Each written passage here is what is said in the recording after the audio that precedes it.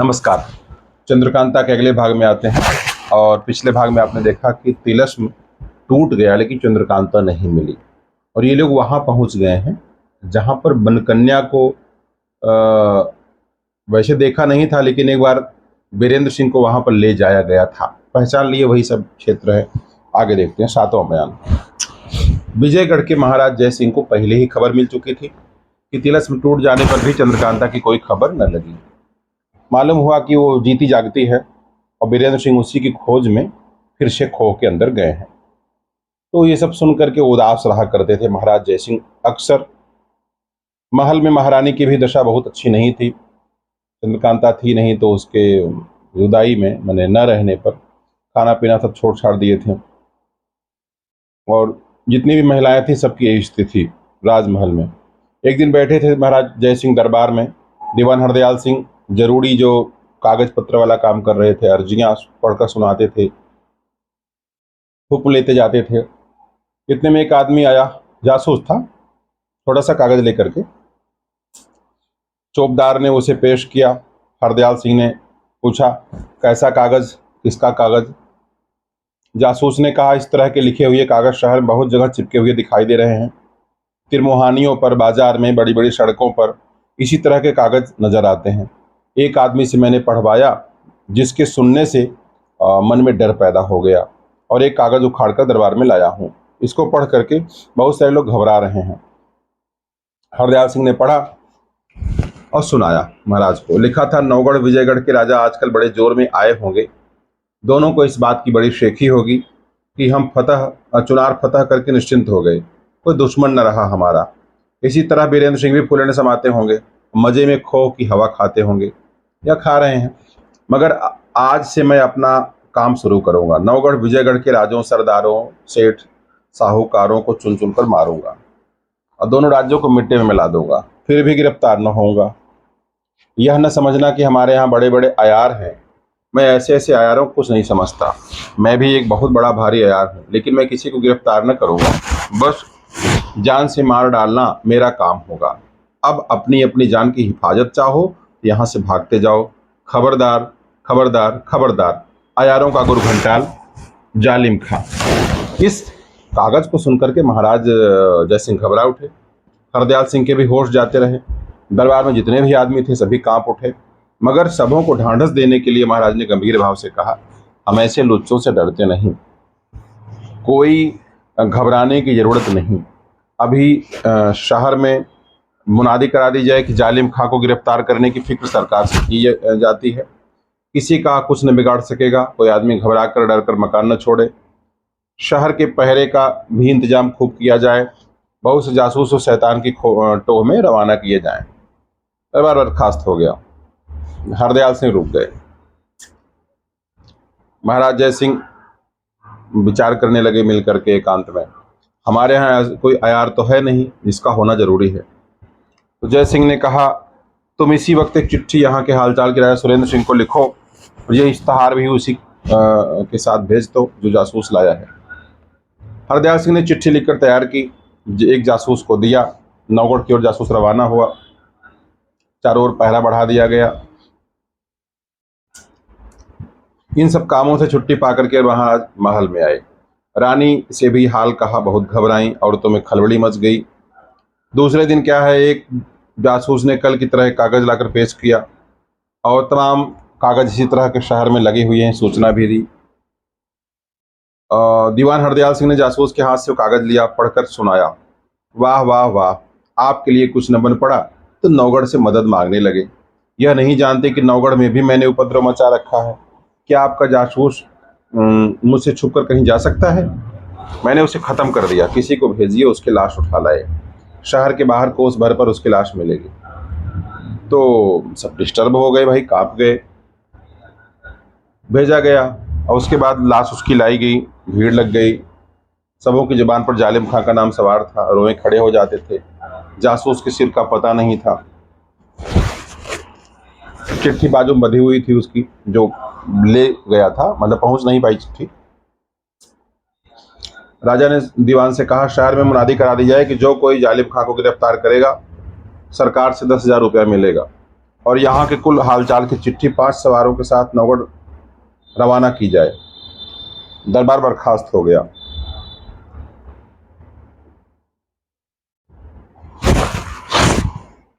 दूसरे दिन सवेरे ही फिर इश्तहार लिए ही एक पहरे वाला आया। लिखा था, इन 5 सवारों की क्या मजाल थी जो मेरे हाथ से बचकर निकल जाते। आज तो इन्हीं पर गुजरी, कल से तुम्हारे महल में खेल मचाऊंगा। ले अब खूब संभल कर रहना। तुमने मुनादी कराई है ना कि जालिम खां को गिरफ्तार करने वाला 10,000 इनाम पावेगा। मैं भी कह देता हूँ, जो मुझे गिरफ्तार करेगा उसे 20,000 इनाम दूंगा। वही जालिम खां। आज का इश्तहार पढ़ने से लोगों की स्थिति तो आप कल्पना कर सकते हैं क्या हुई होंगी। तो शहर पूरा जालिम खां के खौफ से कांप रहा था। महाराज ने कई आदमी उन सवारों की लाशों को लाने के लिए रवाना किया। वहां जाते उन लोगों की जान कांपती थी, मगर हाकिम का हुक्म था, करते क्या, लाचार होकर जाना ही पड़ा। 5 आदमियों की लाशें आ गईं। उन सबों के सिर कटे हुए न थे। मालूम होता था कि फांसी लगाकर जान ली गई है, क्योंकि गर्दन में रस्सी के दाग थे। इस कैफियत को देखकर महाराज हैरान हो चुपचाप बैठे थे। कुछ अक्ल काम नहीं करती थी। इतने में सामने से पंडित बद्रीनाथ आते दिखाई दिए। आज पंडित बद्रीनाथ का ठाठ तो देखने लायक था। पोर पोर से फुर्तीलापन झलक रहा था। अयारी के पूरे ठाट बाट सजे थे, बल्कि उससे फाजिल तीर कमान लगाए, चुस्त जांघियां कसे, बटुआ खंजर कमर से कमंद पीठ में लगाए, मतलब आ गए। ये पहले खबर हो चुकी थी कि अब ये सुरेंद्र सिंह के साथ में है। तो महाराज खुश हो गए, प्रणाम करके बैठने का इशारा किया। बद्रीनाथ भाई पंडित थे, आशीर्वाद दिए। आज आप बड़े मौके पर पहुंचे। जी हाँ, अब आप कोई चिंता न करें, 2 दिन में ही जालिम खां को गिरफ्तार कर लूंगा। आपको जालिम खां की खबर कैसे लगी? महाराज बोले, इसकी खबर तो नौगढ़ ही में लग गई थी, जिसका खुलासा हाल दूसरे वक्त कहूंगा। यहाँ पहुंचने पर शहर वालों को मैंने बहुत उदास डर के मारे कांपते देखा। रास्ते में जो मुझको मिलता था उस पर बराबर ढांढस देता था, घबराओ मत, मैं आप पहुंचा हूँ। बाकी हाल एकांत में लिखूंगा, और जो काम करना होगा उसकी राय भी दूसरे वक्त एकांत में ही आपके और दीवान हरदयाल सिंह के सामने पक्की होगी। अभी तक मैंने जो है पूजा स्नान नहीं किया है। छुट्टी पाकर तब कोई काम करूंगा। हरदयाल सिंह को हुक्म मिल गया, भाई इनकी व्यवस्था करिए। बद्रीनाथ कहते हैं, शाम को महाराज के दर्शन कहाँ होंगे? उसी वक्त मेरी बातचीत होगी। तो जय सिंह कहते हैं, जिस वक्त चाहो मुलाकात हो जाएगी। दरबार बर्खास्त हो गया। जो कुछ दिन बाकी था, बद्रीनाथ ने यह सोचने में गुजार दिया कि गिरफ्तार कैसे करें जालिम खां को। शाम को महाराज बाग में सैर कर रहे थे, बाग में चले गए। महाराज ने पूछा कि नौगढ़ में जालिम खां की खबर पहुंची कैसे? नौगढ़ तो बद्रीनाथ बोले कि नौगढ़ में भी इसने इसी तरह के इश्तहार चिपकाए हैं। मालूम हुआ विजयगढ़ में भी उपद्रव मचाएगा, तो हमारे महाराज ने मुझे यहाँ भेजा है। इस दुष्ट जालिम खां ने यहाँ तो किसी की जान नहीं ली, वहां तो किसी की जान न ली। बद्री नहीं, वहां अभी तक उसका दांव नहीं लगा। अयार लोग बड़ी मुस्तैदी से उसकी गिरफ्तारी की फिक्र में लगे हुए हैं। महाराज, यहाँ तो उसने कई खून कर दिए। बद्री, शहर में आते ही खबर मिल चुकी है, खैर देखा जाएगा। महाराज, अगर ज्योतिषी जी होते तो रमल की मदद से गिरफ्तार हो जाता वो। महाराज, जरा इसकी बहादुरी की तरफ ख्याल कीजिए। इश्तहार देकर डंके की चोट पर काम कर रहा है। ऐसे शख्स की गिरफ्तारी भी उसी तरह होनी चाहिए। ज्योतिषी जी की मदद की इसमें ज़रूरत है। महाराज, देखें वह कैसे गिरफ्तार होता है। शहर भर उसके खौफ से कांप रहा है। घबराइए नहीं महाराज, सुबह शाम मैं किसी न किसी को गिरफ्तार करता हूँ। क्या ये लोग कई आदमी हैं?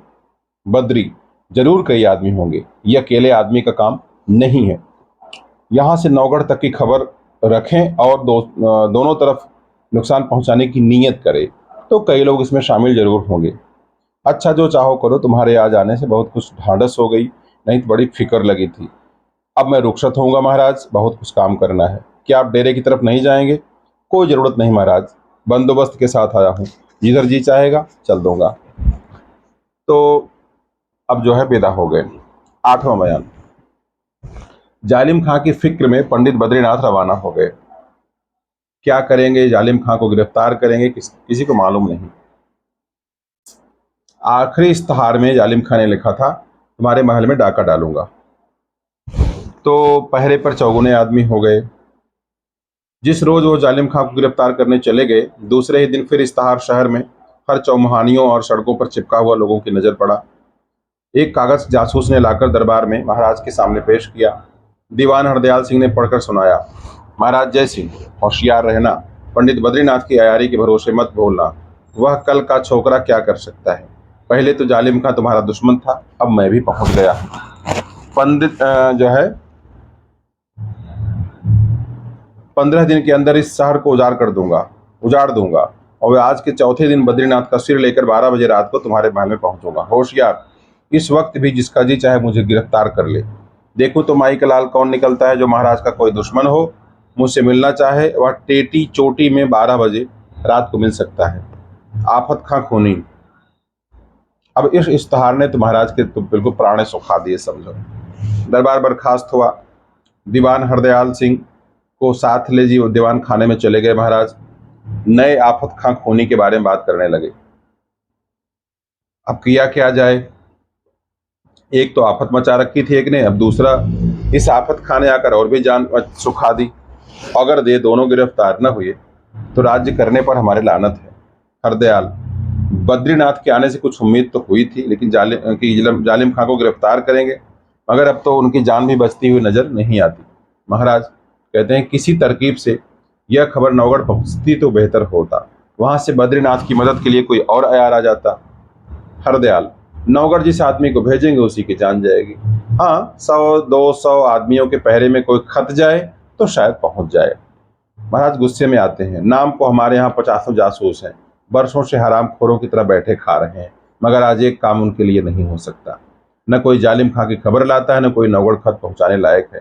हरदयाल, एक ही जासूस के मरने से सबके छक्के छूट गए। महाराज खैर, आज शाम को हमारे कुल जासूसों को लेकर बाग में जाओ, या जो कुछ काम ही निकालेंगे, या सारे जासूस तोप के सामने रखकर उड़ा दिए जाएंगे। फिर जो कुछ हुक्म होगा देखा जाएगा। मैं खुद उस हरामजादे को पकड़ूंगा। हरदयाल कहते हैं जो हुक्म, बस अब जाओ, जो हमने कहा उसकी फिक्र करो। तो वो चले गए। अब महाराज को गुस्सा बहुत आ रहा था, लेकिन करें क्या। 9वां बयान। कुंवर बीरेंद्र सिंह तीसरे बाग की ओर रवाना होते हैं। वो हम पिछले भाग में बता चुके हैं, छठे बयान में, जिसमें चंद्रकांता की तस्वीर देखी थी, जहां कई औरतें कैदियों की तरह इनको गिरफ्तार करके लाई थी। रास्ता मालूम था। उस दरवाजे के पास पहुंचे जिसमें से होकर बाग में पहुंचते तो वहां एक कमसिन औरत नजर पड़ी जो इसी तरफ आ रही थी। खूबसूरत थी, बेशकीमती पोशाक थी। एक चिट्ठी लाई, महाराज के पास खड़ी हो गई, कुमार के हाथ में दे दिया। उसमें लिखा था, कई दिनों से आप हमारे इलाके में आए हैं, तो आपकी मेहरबानी हमको लाजिम है। आज सब सामान दुरुस्त किया है, इसी दासी के साथ आप आइए, झोपड़ी को पवित्र कीजिए, जन्म भर एहसान मानूंगा। और सिद्धनाथ जोगी। चिट्ठी तेज सिंह को दे दी।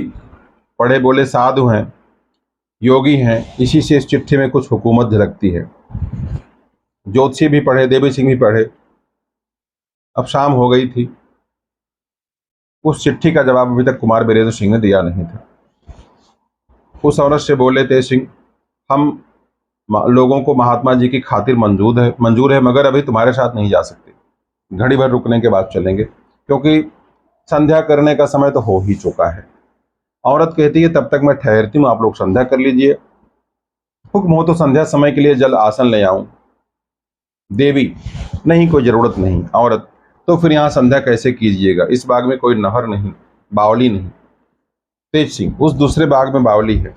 औरत, इतनी तकलीफ करने की जरूरत नहीं, मैं अभी सब सामान लिए आती हूँ, या फिर मेरे साथ चलिए, उस बाग में संध्या कर लीजिएगा, अभी तो उसका समय भी नहीं बीता चला है।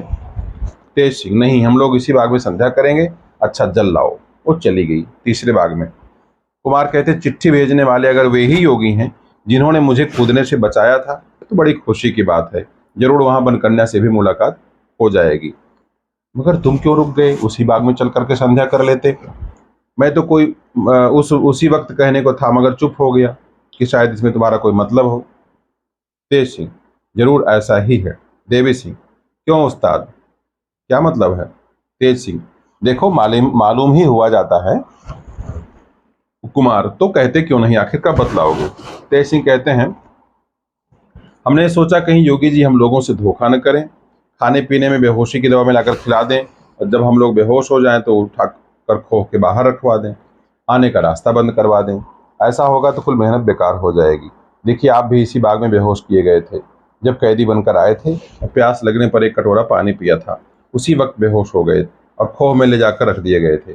अगर ऐसा ना हुआ होता तो उसी समय कुछ न कुछ हाल यहाँ का मिल गया होता। फिर मैं ये भी सोचता हूँ कि अगर हम लोग वहाँ जाकर भोजन से इनकार करेंगे तो ठीक ना होगा, क्योंकि ज़ियाफ़त कबूल करने करके मौके पर खाने से इनकार करना उचित नहीं। देवी सिंह: तो फिर इसकी तरकीब क्या सोची है? तेज सिंह हंसते हैं: तरकीब क्या, बस वही तिलस्मी गुलाब का फूल घिस कर सबको पिलाऊंगा, स्वयं भी पीऊंगा, फिर 7 दिन तक बेहोश करने वाला कौन है? कुमार कहते हैं: हाँ ठीक है, और वो वैद्य भी कैसा चतुर होगा जिसने दवाइयों से ऐसे काम के नया फूल बनाए। हाँ, ये बात तो है। इतने में वो औरत आती है। 3 दासियां साथ में थीं, आसन, पंचपात्र, जल वगैरह साथ में थे। बैठ जाते हैं। तेज सिंह कहते हैं: अब थोड़ी देर के लिए तुम लोग अपनी बाग में चली जाओ, क्योंकि औरतों के सामने हम लोग संध्या नहीं करते। आप ही लोगों की खिदमत करते जन्म बीत गया, ऐसी बातें क्यों करते हैं? सीधी तरह से क्यों नहीं कहते कि हट जाओ? लो मैं जाती हूँ, कहती हुई औरत दासियों के साथ चली गई। उसकी बात पर लोग हंसे, बोले जरूर अयारों के संग रहने वाली है। संध्या करने के बाद तेज सिंह ने तिलस्मी गुलाब का फूल पानी में घिसकर सबको पिलाया, स्वयं पिया।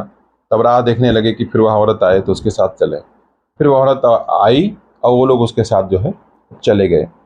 अभी तक अयारों ने बाग नहीं देखा था, मगर कुंवर वीरेंद्र सिंह ने उसे खूब पहचान लिया था। वो पहचानते थे इस बाग को, क्योंकि इसी बगीचे में कैदी की तरह वो लाए गए थे। तो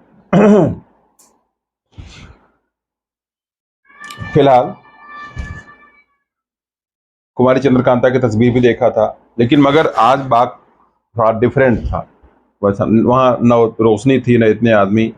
हाँ, 5-7 औरतें इधर उधर घूमती फिरती दिखाई पड़ी, 2-3 पेड़ों के नीचे थी। रोशनी भी थी, जरूरी भी था। शाम हो गई, कुछ अंधेरा भी हो गया, तो उन लोगों को लिए उस कमरे की तरफ वो औरत चली जहाँ कुमार ने तस्वीर का दरबार देखा था। रास्ते में कुमार सोचते जाते थे, जो भी हो, आज सब भेद मालूम किए बिना योगी का पिंड नहीं छोड़ना है। आज मालूम ही हो जाएगा बनकन्या कौन है, तिलस्मी किताब उसने क्यों पाई थी, हमारे साथ उसने इतनी भलाई क्यों की, चंद्रकांता कहाँ चली गई। पहुंचे दीवान खाने में। वहां तस्वीर का दरबार न था, योगी का दरबार था, जिन्होंने पहाड़ी से कूदते हुए कुमार को बचाया था। लंबा चौड़ा फर्श बिछा था, एक कमरे की छाला बिछाए योगी बैठे थे। बाईं ओर कुछ पीछे हटकर बनकन्या बैठी थी। सामने की तरफ 4-5 दासियां हाथ जोड़े खड़ी थीं। कुमार को आते देख योगी खड़े हो गए। दरवाजे तक आकर उनका हाथ पकड़ने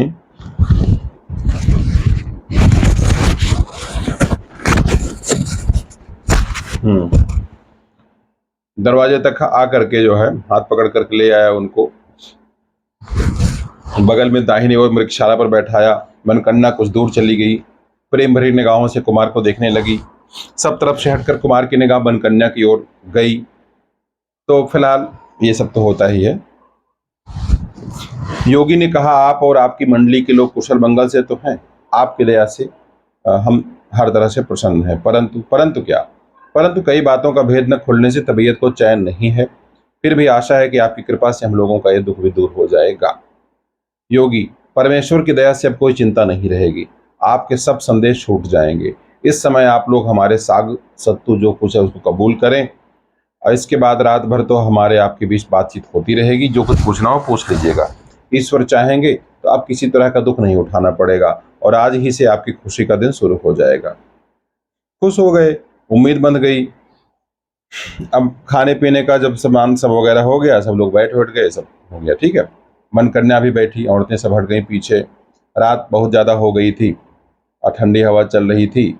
योगी ने मुस्कुराते हुए कुमार से कहा, अब जो कुछ पूछना हो पूछिए, मैं सब बातों का जवाब दूंगा, और जो कुछ काम आपके अभी अटके हैं उनको भी करा दूंगा। तो क्या पूछते संभल कर बैठ गए। 10वां बयान। कुछ दिन बाकी था कि दीवान हरदयाल सिंह ने पहुंचते हैं जय सिंह के पास। जासूसों को इकट्ठा करने, समझाने बुझाने में बिताया। शाम को हुक्म लेकर के जो है जासूसों को साथ लेकर हुक्म के मुताबिक महाराज जय सिंह के पास बाग में हाजिर हुए। हरदयाल सिंह: जय सिंह ने जासूस से उससे पूछा कि तुम लोग जालिम खां का पता क्यों नहीं लगा सकते?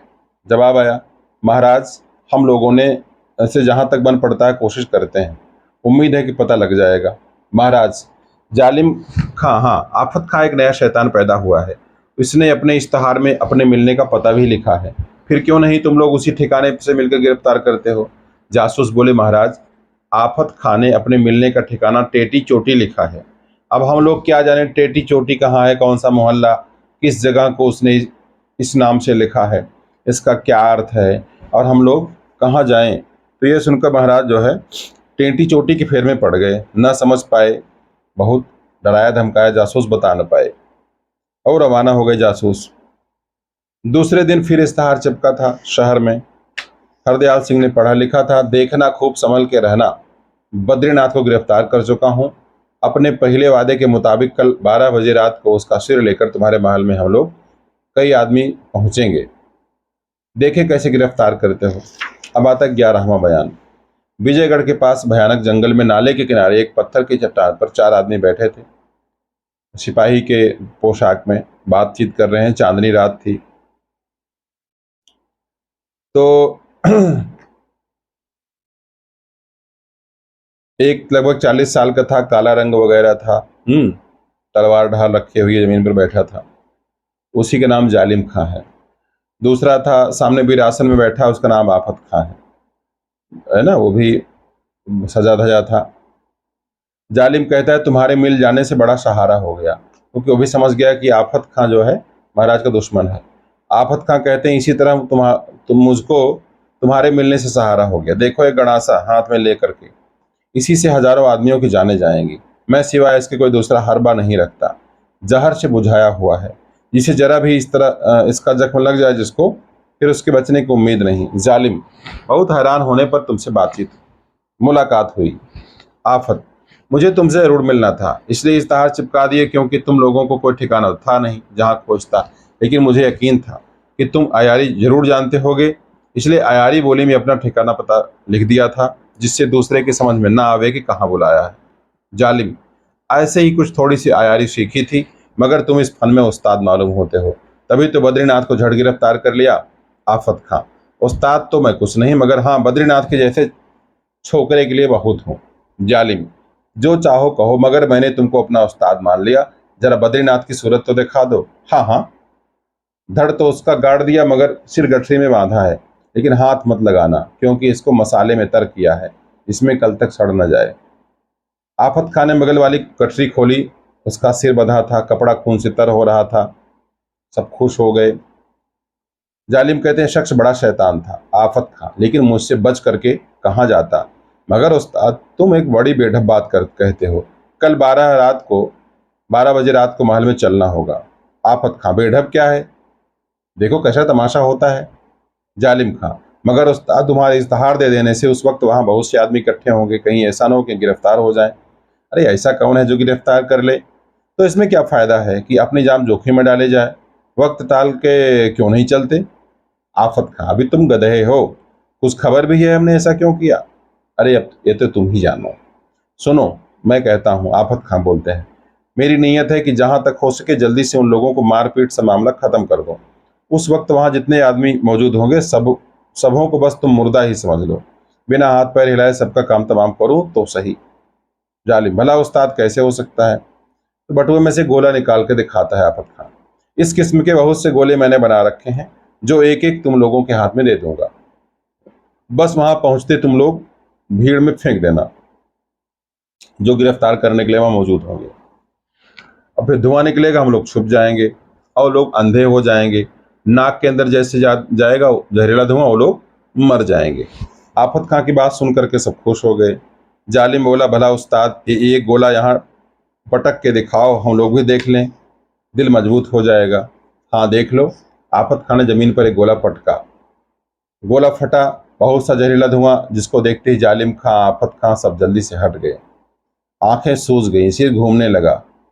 अपने बटुए में से एक मरहम की डिबिया भी निकाली, सबकी आंखों में लगाया, सुंघाया, तो वे लोग आफत खां की तारीफ करने लगे। वाह उस्ताद, ये तो तुमने बहुत बढ़िया चीज बनाई। जालिम बोला, क्यों, अब तो महल में चलने का हौसला हुआ, शुक्र है। जालिम खां, उस पाक परवरदिगार का जिसने तुम्हें मिला दिया। जो चाहो सो काम हम साल भर में करते, तो एक ही रोज में तुम कर सकते हो। वाह उस्ताद वाह, अब तो हम लोग उछलते कूदते महल में चलेंगे और सबों को दोजख में पहुंचाएंगे। दोजख यानी नरक। लाओ एक एक गोला सबों को दे दो। आफत खां, अरे अभी क्यों, जब चलने लगेंगे तो दे देंगे, कल का दिन जो काटना है। अच्छा लेकिन उस्ताद, तुमने इतने दिन पीछे का इस्तार क्यों दिया? आज ही का दिन अगर मुकर्रर किया होता तो मजा आ जाता। आफत, हमने समझा था कि बद्रीनाथ जरा चालाक है, शायद जल्द हाथ न लगे, इसलिए ऐसा किया, मगर यह तो मेरा बोदा निकला। जालिम, अब क्या करना चाहिए? आफत खां, इस वक्त तो कुछ नहीं, मगर कल 12 बजे रात को महल में चलने के लिए तैयार रहना चाहिए। जालिम खां, ये तो कहने की जरूरत कोई नहीं, अब तो हम और तुम साथ ही हैं, जो कहोगे तो करेंगे। आफत खां, अच्छा तो आज यहाँ से टलकर किसी दूसरी तरफ जगह आराम करना मुनासिब है। कल देखो खुदा क्या करता है। मैं तो कसम खा चुका हूँ कि महल में जाकर बिना सबों का काम तमाम किए एक दाना भी मुंह में नहीं डालूंगा। जालिम खां, उस्ताद ऐसा नहीं करना चाहिए, तुम कमजोर हो जाओगे। आफत खां, बस चुप रहो, बिना खाए हमारा कुछ नहीं बिगड़ सकता। इसके बाद सब लोग वहां से उठ करके एक तरह को रवाना हो गए। अब आते हैं 12वां बयान की ओर। वो दिन आ गया जब 12 बजे रात को बद्रीनाथ का सिर लेकर आफत खां महल में पहुंचेगा। खलबली मची थी। शाम ही से जय सिंह सब इंतजाम कर रहे थे, जवान इकट्ठे किए जा रहे थे। महाराज तारीफ करते थे लोगों की, सिवाय अपने जान पहचान के किसी गैर को किसी तरफ किसी वक्त कहीं देखो गिरफ्तार कर लो। तो आपस में लोग कहते यूं पकड़ूंगा यूं काटूंगा ना, डींग मारने वाले होते हैं, ऐसे ही थे। रोशनी खूब हो गई कि दिन की तरह मकान चमकने लगा। ठीक है, तो रात बीतने वाली थी कि पूरब की छत से 6 आदमी धमाधम आए कूदते हुए, भीड़ के बीच में खड़े हो गए और सबके आगे आफत खां बद्रीनाथ का सिर हाथ में लिए हुए लटकाए हुए था। ठीक है, अब आते हैं 13वें बयान पर। अब पहुंचते हैं वहां तेज सिंह वाले मामले में, जहां पे लोग योगी से मिले हैं। कुमार कहते हैं, पहले ये बताइए चंद्रकांता जीती है या मर गई? योगी कहते हैं, राम राम, चंद्रकांता कोई मार सकता है? बहुत अच्छी तरीके से है, इस दुनिया में मौजूद भी है। क्या उससे और मुझसे फिर मुलाकात होगी? योगी, जरूर होगी। कब? बनकन्या की ओर इशारा करते हैं, जब ये चाहेगी। बनकन्या की ओर देखने लगे, बदन में कंपकपी होने लगी, घबराहट हुई। कुमार बोलते हैं, अगर आपकी कृपा होगी तो मैं चंद्रकांता से अवश्य मिल लूंगा। योगी कहते हैं, क्यों नहीं, ये सब इसी के हाथ में है, मगर ये मेरे हुक्म में है, इसलिए आप घबराते क्यों हैं? जो जो बातें आपको पूछनी हो पूछ लीजिए, फिर चंद्रकांता से मिलने की तरकीब भी बता दी जाएगी। अच्छा ये बताइए, मनकन्या कौन है? ये एक राजा की लड़की है, मुझ पर इसने बहुत उपकार किए, इसका क्या सबब है? योगी कहते हैं, इसका सबब यही है कि कुमारी चंद्रकांता में और इसमें बहुत प्रेम है। अगर ऐसा है तो मुझसे शादी क्यों करना चाहती है? तुम्हारे साथ शादी करने की कोई जरूरत नहीं है और न यह तुमको चाहती है, केवल चंद्रकांता की जिद से लाचार है, क्योंकि उसको यही मंजूर है। योगी की यह बात सुन करके कुमार को खुशी होती है। बोलते हैं, जब तब चंद्रकांता में और इनमें इतनी मोहब्बत है तो ये उसे मेरे सामने क्यों नहीं लाती? अभी उसका समय नहीं है। क्यों? जब राजा सुरेंद्र सिंह जयसिंह को आप यहाँ लावेंगे तब यह कुमारी चंद्रकांता को लाकर उनके हवाले कर देगी। तो मैं अभी यहाँ से जाता हूँ, जहाँ तक होगा उन लोगों को लेकर जल्द आऊंगा, मगर पहले हमारी एक बात का जवाब तो दो। कुमार कहते हैं, क्या? मनकन्या की ओर इशारा करके योगी बोलते हैं, इस लड़की ने तुम्हारी बहुत मदद की और तुम्हारे अयारों ने इसे देखा भी है। इसका हाल और कौन कौन जानता है, और तुम्हारे अयारों के सिवाय इसे और किसने देखा है? कुमार कहते हैं, मेरे और फतेह सिंह के सिवाय इन्हें आज तक किसी ने नहीं देखा। आज ये अयार लोग इनको देख रहे हैं। बनकन्या कहती, एक दफे ये तेज सिंह को दिखाकर मुझसे मिल गए हैं, मगर शायद वह हाल इन्होंने आपसे न कहा हो, क्योंकि मैंने कसम दी थी। अब तेज सिंह की ओर कुमार देखते हैं। जी हाँ, यह उस वक्त की बात है जब आपने मुझसे कहा था, आजकल तुम लोगों की अयारी में उल्ली लग गई है। तब मैंने कोशिश करके उनसे मुलाकात की और कहा कि अपना पूरा हाल मुझसे जब तक न कहेंगी मैं न मानूंगा, आपका पीछा न छोड़ूंगा। तब इन्होंने कहा कि एक दिन वह आवेगा कि चंद्रकांता और मैं कुमार की कहलाऊंगी, मगर इस वक्त तुम मेरा पीछा मत करो, नहीं तो तुम लोगों का काम का हर्ज होगा। तब मैंने कहा, अगर आप इस बात की कसम खाएं कि चंद्रकांता कुमार को मिलेंगी तब इस वक्त मैं यहाँ से चला जाऊं। तो इन्होंने कहा भी था कि तुम भी इस बात की कसम खाओ कि आज का हाल तब तक किसी से न कहोगे जब तक मेरा और कुमार का सामना न हो जाए। तो दोनों ने कसम खा ली। यही सबब है कि पूछने पर भी मैंने यह सवाल किसी से नहीं कहा, और आज इनका और आपका पूरी तरह से सामना हो गया, इसलिए कहता हूँ। योगी कहते हैं कुमार से, अच्छा तो इस लड़की को सिवाय तुम्हारे तथा तुम्हारे अयारों के किसी ने नहीं देखा, मगर इसका हाल तो तुम्हारे लश्कर वाले जानते होंगे कि आजकल कोई नई औरत आई है जो कुमार की हेल्प कर रही है, मदद कर रही है। तो कुमार कहते हैं कि इसका कोई मतलब नहीं, ये हाल किसी को मालूम नहीं, क्योंकि सिवाय अयारों के मैं और किसी से इनका हाल कहता ही न था, और अयार लोग सिवाय अपनी मंडली के दूसरों को किसी बात का पता क्यों देने लगे। हाँ, इनके नकाबपोश सवारों को हमारे लश्कर वालों ने कई दफ़े देखा है। इनका खत लेकर भी जब जब कोई हमारे पास गया, तब तब हमारे लश्कर वालों ने देखकर शायद कुछ समझा हो। योगी कहते हैं इसका कोई हर्ज नहीं। अच्छा ये बताओ कि तुम्हारी जुबानी राजा सुरेंद्र सिंह और जय सिंह ने भी कुछ इसका हाल सुना है? कुमार कहते हैं उन्होंने तो नहीं सुना। हाँ, तेज सिंह के पिता जीत सिंह जी से मैंने सब हाल जरूर कह दिया था, शायद उन्होंने मेरे पिता से कहा हो। योगी कहते हैं नहीं, जीत सिंह ये सब हाल तुम्हारे पिता से कभी न कहेंगे, मगर अब तुम इस बात का खूब ख्याल रखो कि मनकन्या ने जो जो काम तुम्हारे साथ किए हैं उनका हाल किसी को न मालूम हो। कुमार कहते हैं मैं न कहूँगा, मगर आप ये तो बतावें कि इनका हाल किसी से न कहने में क्या फ़ायदा सोचा है? अगर मैं किसी से कहूँगा तो इसमें इनकी तारीफ ही होगी। योगी कहते हैं तुम लोगों के बीच में चाहे इसकी तारीफ हो, मगर यह सब हाल इसके माँ बाप सुनेंगे तो उन्हें कितना रंज होगा, क्योंकि एक बड़े घर की लड़की का पराये मर्द से मिलना और पत्र व्यवहार करना, ब्याह का संदेशा देना कितने ऐब की बात है। कुमार कहते हैं हाँ ये तो ठीक है। अच्छा इनके माँ बाप कौन हैं, कहाँ रहते हैं? योगी, ये तुमको मालूम हो जाएगा जब सुरेंद्र सिंह जय सिंह यहाँ आवेंगे और कुमारी चंद्रकांता उनके हवाले कर दी जाएगी। कुमार कहते हैं तो आप हुक्म दीजिए, मैं इसी वक्त उन लोगों को लाने के लिए यहाँ से चला जाऊँ। योगी कहते हैं यहाँ से जाने का भला कौन सा ऐसा वक्त है, क्या शहर का मामला है? अरे रात भर ठहर जाओ, सुबह को जाना, और रात भी जब थोड़ी रह गई है कुछ आराम कर लो, जैसी आपकी मर्जी। गर्मी बहुत थी। मैदान में ही कुमार सो गए। इसके बाद योगी जी अपने कमरे की ओर, बनकन्या भी चली गई एक तरफ। थोड़ी रात बाकी थी, बातचीत करने लगे लोग। सूरज नहीं निकला था। योगी जी अकेले फिर कुमार के पास मौजूद हुए। बोले मैं रात को एक बात कहना भूल गया था, सो इस वक्त समझा देता हूँ। जब राजा जय सिंह इस खो में आने के लिए तैयार हो जाएं, बल्कि तुम्हारे पिता जय सिंह दोनों मिलकर इस खो के दरवाजे तक आ जाएं, तब पहले तुम उन लोगों को बाहर ही छोड़कर अपने अयारों के साथ यहाँ आकर हमसे मिल जाना। इसके बाद उन लोगों को यहाँ लाना, और इस वक्त पूजा स्नान से छुट्टी पाकर तब यहाँ से जाओ। ऐसा ही किया गया, लेकिन अंत में तैयार हुआ कि हमें पहले क्यों बुलाया। कुछ खाने का सामान हो गया। कुमार उनके अयारों को खिला पिलाकर योगी ने विदा कर दिया। दोहरा के लिखने की क्या जरूरत, वो सब बातें जैसे थी वैसे बगीचे वगैरह में थी। थोड़ा दिन बाकी था जब देवी सिंह घोड़ा लेकर कुमार के पास आए। सवार होकर कुंवर बीरेंद्र सिंह अयारों के साथ जो है नौगढ़ की ओर रवाना हुई। नौगढ़ पहुंचकर पिता से मुलाकात की, महल में जाकर माता से मिले, लेकिन पूरा हाल नहीं बताया। हाँ, पन्ना लाल वगैरह की जुबानी इनका इतना हाल इनको मिला कि कोई जालिम खाइन लोगों का दुश्मन पैदा हुआ है, जिसने विजयगढ़ में कई खून किए हैं। वहाँ की जो रियाया है, पब्लिक उनके नाम से कांप रही है। बद्रीनाथ जो है उसको गिरफ्तार करने गए हैं। फिर लगा कि कोई आफत खां नामक दूसरा शख्स है, और इसने जो है बताया कि बद्रीनाथ का सिर लेकर फला दिन पहुंचूंगा, कौन गिरफ्तार करता है। ये सब सुन करके वीरेंद्र सिंह, तेज सिंह, देवी सिंह जोशी घबराने लगे कि जैसे हो विजयगढ़ पहुंचना चाहिए, क्योंकि ऐसे वक्त में पहुंचकर जय सिंह की मदद न करेंगे और शैतानों को न बचाएंगे पब्लिक को, तो फिर ठीक नहीं है।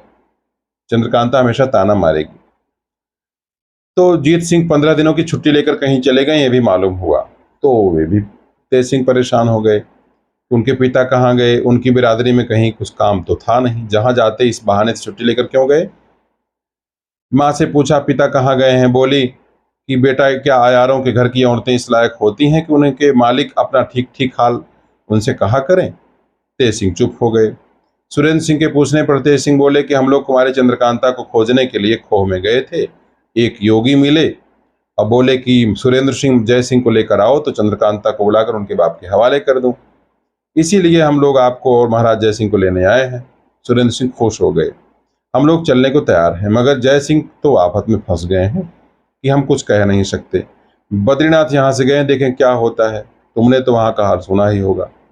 तेज सिंह कहते, मैं सब सुन चुका हूँ, हम लोगों को वहां पहुंचकर मदद करना मुनासिब है। सुरेंद्र सिंह, मैं खुद यह हाल कहने को था, कुमार की राय है, तो जाएंगे या नहीं?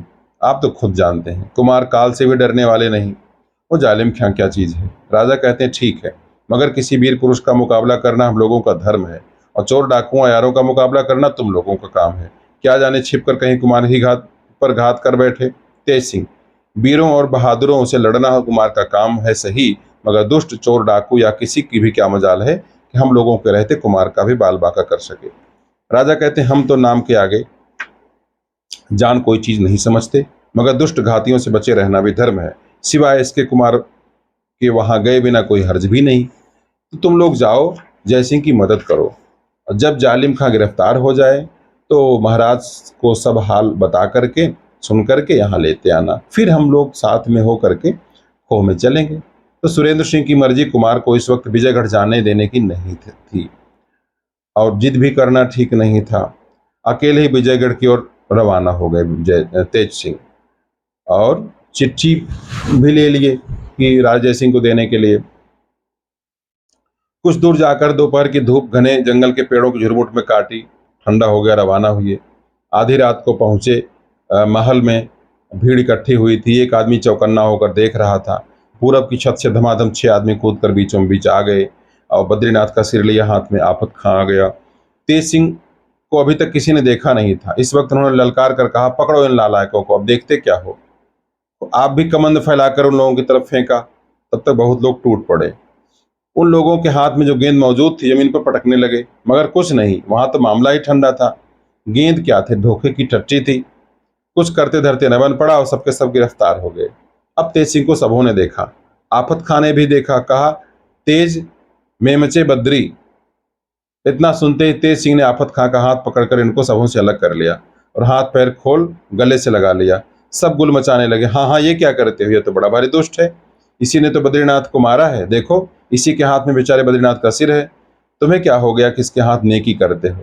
तेज सिंह भुड़क कर बोले, चुप रहो, इस खबर कुछ खबर भी है कौन है? बद्रीनाथ को मारना क्या क्या खेल हो गया है? तो वो तेज बद्रीनाथ ही थे, आफत खां बने थे। तेज सिंह की इज्जत को सभी जानते थे, किसी की मजाल क्या कि उनकी बात काटते। आफत खां को उनके हवाले करना ही पड़ा, मगर बाकी 5 आदमियों को खूब मजबूती से बांधा। आफत खां का हाथ तेज सिंह ने छोड़ दिया और साथ साथ लिए महाराज जयसिंह की तरफ चले। धूम मची थी। जालिम खां उसके साथियों के गिरफ्तार हो जाने पर भी लोग कांप रहे थे। महाराज भी दूर से सब तमाशा देख रहे थे। तेज सिंह को आफत खां के साथ अपनी तरफ आते देख घबराए। म्यान से तलवार निकाल लिया। म्यान ने नयाम कहे, म्यान कहे। तेज सिंह ने पुकार कर कहा, घबराइए नहीं, घबराइए नहीं, हम दोनों आपके दुश्मन नहीं हैं। ये जो हमारे साथ हैं, जिन्हें आप कुछ और समझे हैं, वास्तव में पंडित बद्रीनाथ हैं। यह का आफत खां की दाढ़ी हाथ में पकड़कर झटक दी तो बद्रीनाथ कुछ पहचाने गए। जयसिंह को का दिल भी ठिकाने आया। बद्रीनाथ उनके साथ क्यों थे? बद्री कहते, मगर महाराज, अगर मैं उनका साथी न बनता तो उन लोगों को यहाँ तक लाकर गिरफ्तार कौन कराता? महाराज कहते हैं, तुम्हारे हाथ में सिर किसका लटक रहा है? अरे ये तो मोम का है, बनावटी। अब हुआ कि जालिम खां को बद्रीनाथ अय्यर ने गिरफ्तार कर लिया। भीड़ लग गई। मुश्किल से बद्रीनाथ झुंड से अलग हुए। जालिम खां वगैरह को मालूम हो गया कि आफत खां यही थे। कृपा निधान बद्रीनाथ जो है धोखा देकर फंसा लिए। अब क्या करते, गालियां देने लगे। बद्रीनाथ ने उनकी गालियों का कोई ध्यान में नहीं दिया, हंसे। महाराज भी हंसे। सब सारी बात हो गई। ये बद्रीनाथ ने कहा, जालिम खां से मिलने की पहली तरकीब मैंने ये की थी, अपना नाम आफत खां कह के इस्तेहार दिया, मिलने का ठिकाना ऐसी बोली में लिखा, केवल अयार समझते थे। महाराज बोले, हाँ ठीक है, तुमने लिखा था टेटी चोटी, मतलब अयारी बोली में टेटी चोटी नाले को कहते हैं, भयानक नाले को। इसके बाद बद्रीनाथ ने जालिम खां से मिलने का, गेंद का तमाशा, ये सब बातें पूरी बता दी कहानी में। महाराज बड़े खुश हुए। इनाम में बहुत सारी जागीर भी बद्रीनाथ को देना चाहा, मगर उन्होंने लेने से इनकार कर दिया और कहा, महाराज बिना मालिक की आज्ञा से मैं कुछ नहीं ले सकता। उनकी तरफ से मैं जिस काम के लिए मुकर्रर था वो उसको पूरा कर दिए। तो महाराज बड़े खुश हुए और सवेरा हो गया। तेज सिंह बद्रीनाथ महाराज से विदा होकर दीवान हरदयाल के घर आ गए। तो ये था 13 बयान हो गया। अब 14वें बयान में आते हैं। सुबह को खुशी खुशी महाराज ने दरबार किया। तेज सिंह बद्रीनाथ भी बड़ी इज्जत से बैठाए गए। महाराज के हुक्म से जालिम खां और उसके चारों साथी दरबार में लाए गए, जो हथकड़ी बेड़ी से जकड़े हुए थे। हुक्म पाकर तेज सिंह जालिम खां से पूछने लगे। तेज सिंह बोले, क्यों जी, तुम्हारा नाम ठीक ठीक जालिम खां है या कुछ और? जालिम खां, जवाब बाद में दूंगा, पहले ही बताइए आप लोगों के यहाँ अयारों को मार डालने का कोई कायदा है या नहीं? तेज सिंह, हमारे यहाँ क्या, हिंदुस्तान भर में कोई धर्मिष्ठ हिंदू राजा अयार को कभी नहीं जान से न मारेगा। हाँ, वह अयार को अपने कायदे के बाहर काम करे, वह अयार जो अपने कायदे के बाहर काम करेगा तो जरूर मारा जाएगा। तो क्या हम लोग मारे जाएंगे? जालिम पूछता है। ये खुशी महाराज की, मगर क्या तुम लोग अयार हो जो ऐसी बातें पूछते हो? हाँ, हम लोग अयार हैं। राम राम, क्यों अयारी का नाम बदनाम करते हो? तुम तो पूरे डाकू हो। अयारी से तुम लोगों को क्या वास्ता? जालिम, हम लोग कई पुश्त से अयार होते आ रहे हैं, कुछ आज नए अयार नहीं बने। तेज सिंह, तुम्हारे बाप दादा शायद अयार हुए हो, मगर तुम लोग तो खासे दुष्ट डाकुओं में से हो। जालिम खां, जब आपने डाकू नाम ही रखा है तो बचने की कौन उम्मीद हो सकती है? जो हो खैर बताओ, तुम हो कौन? जब मारे ही जाना है तो नाम बताकर बदनामी क्यों लें? अपना पूरा हाल भी किस लिए कहें? हाँ, इसका वादा करो कि जान से न मारोगे तो कहें। ये वादा कभी नहीं हो सकता, और अपना ठीक ठीक हाल भी तुमको झक मार के कहना ही होगा। कभी नहीं कहेंगे। जालिम खां, फिर जूते से तुम्हारे सिर की खबर ली जाएगी, चाहे जो हो। बद्री कहते हैं वारे जूता खोर। जालिम कहता है, वो उस्ताद तुमने बड़ा धोखा दिया, मानता हूं तुमको। बद्री, तुम्हारे मानने से होता क्या है? आज नहीं तो कल तुम लोगों के सिर धड़ से अलग दिखलाई देंगे, अफसोस कुछ करने न पाए। तो तेज सिंह ने सोचा, इस बकवास से कोई मतलब न निकलेगा, हजार सिर पटकेंगे पर जालिम खां पता नहीं बताएगा, कोई तरकीब करे। महाराज से अर्ज किया, इन लोगों को कैद खाने में भेजा जाए, फिर जैसा होगा देखा जाएगा। इनमें से वह एक आदमी हाथ से इशारा करके इसी जगह रखा जाए। तो डाकू में से एक आदमी वहां बैठा लिया गया। जालिम खां ने तेज सिंह की ओर देखकर कहा, उस्ताद तुम बड़े चालाक हो, कोई शक नहीं कि चेहरे से आदमी के दिल का हाल पहचानते हो। अच्छा, अच्छे डरपोक को तुमने चुन करके बैठा लिया, अब तुम्हारा काम निकल जाएगा। तेज सिंह मुस्कुराते हैं, पहले अपनी इसकी दुर्दशा कर दी जाए, फिर तुम लोग भी एक एक करके इसी जगह लाए जाओगे। जालिम और उसके 3 साथी कैद खाने की ओर भेज दिए गए, लेकिन एक उसी जगह रह गया। वास्तव में डरपोक था वो, अपने को उसी जगह रहते और साथियों को दूसरी जगह जाते देखकर घबरा उठा। बदहवासी बरसने लगी चेहरे से। तेज सिंह ने हुक्म दिया एक चौबदार को, अंगीठी में कोयला भरकर और 2-3 लोहे की सीकें ला करके जल्दी लाओ, जिसके पीछे लकड़ी की मूठें लगी हो। सब हैरान थे, क्या करेंगे? तेज सिंह ने लोहे की सलाख, अंगीठी क्यों मंगाई? अब उसके डाकू की हालत समझो क्या होगी। 4-5 लोहे के सींचे कोयले से भरी हुई अंगीठी लाएगी। तेज सिंह ने एक आदमी से कहा, आग सुलगाओ, इस लोहे की सीखों को उसमें गर्म करो। अब तो डाकू से न रहा गया। क्यों तेज सिंह, इन सीखों को तपाकर क्या करोगे? इनको लाल करके तुम्हारी दोनों आंखों में, दोनों कानों में और एक सलाख मुंह में खोलकर पेट के अंदर पहुंचाया जाएगा। पेट के अंदर पहुंचाएंगे। डाकू, आप लोग तो रहमदिल कहलाते हैं, फिर इस तरफ तकलीफ देकर किसी को मारना, रहमदिली में बट्टा तो लगाएगा ही। तेज सिंह हंसते हैं, तुम लोगों को छोड़ना बड़े संगदिली का काम है। जब तक तुम जीते रहोगे हजारों की जानें लोगे, इससे बेहतर है कि तुम्हारी छुट्टी कर दी जाए। जितनी तकलीफ देकर तुम लोगों की जान ली जाएगी, उतना ही डर तुम्हारे शैतान भाइयों को होगा। डाकू कहता, तो क्या आप किसी तरह जान नहीं बच सकती? सिर्फ एक तरह से बच सकती है। कैसे? अगर अपने साथियों का हाल ठीक ठीक बता दो तो अभी छोड़ दिए जाओगे। मैं ठीक ठीक हाल बता दूंगा। हम लोग कैसे जानेंगे तुम सच्चे हो? साबित कर दूंगा कि मैं सच्चा हूं। अच्छा कहो, सुनो कहता हूं। इसके बाद जो है,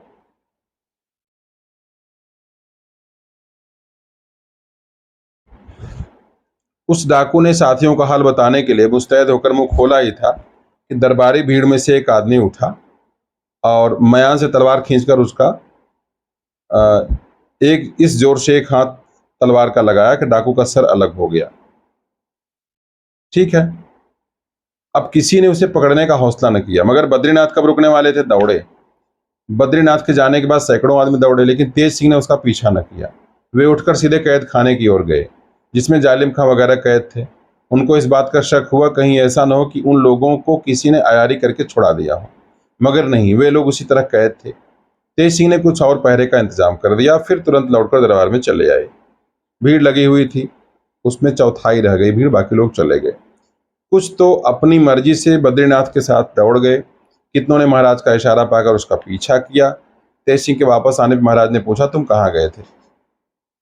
महाराज, मुझे फिक्र हो गई थी जालिम खां वगैरह कहीं छूट न गए हों, कैद खाने की ओर गया था, मगर वे लोग कैद खाने में ही हैं।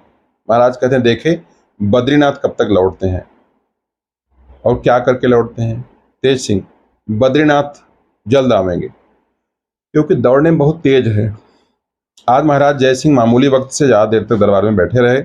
तेज सिंह ने कहा भी, महाराज आज बहुत देर हो गई। महाराज बोले, जब तक बद्रीनाथ लौट कर नहीं आते, उनका हाल मालूम न होता, तब तक इसी तरह हम बैठे रहेंगे।